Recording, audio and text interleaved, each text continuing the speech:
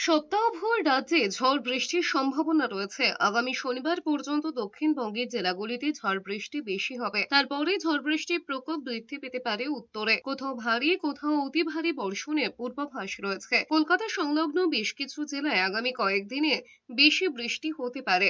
ঝড় বৃষ্টির সম্ভাবনাও রয়েছে কলকাতাতেও। তবে শহরে আপাতত ভারী বৃষ্টির উদ্বেগ নেই। আগামী শুক্রবার বজ্রপাত ও কোথাও কোথাও 50 কিলোমিটার প্রতি ঘন্টা বেগে বইতে পারে দমকা হাওয়া। মঙ্গলবার বেশি বৃষ্টি হতে পারে হাওড়া, উত্তর ও দক্ষিণ 24 পরগনা, পূর্ব এবং পশ্চিম মেদিনীপুরে। বুধবারও ভারী বৃষ্টির সম্ভাবনা রয়েছে উপকূলীয় দুই জেলায়। পাশাপাশি পশ্চিম মেদিনীপুর, পুরুলিয়া, বাঁকুড়া এবং দুই বর্ধমানে ভারী বৃষ্টি হতে পারে। শুক্রবার বেশি বৃষ্টির সম্ভাবনা রয়েছে দুই বর্ধমান, পুরুলিয়া, বীরভূম এবং মুর্শিদাবাদে। শনিবার একেবারে উত্তরে 5 জেলাতে ভারী বৃষ্টি হতে পারে।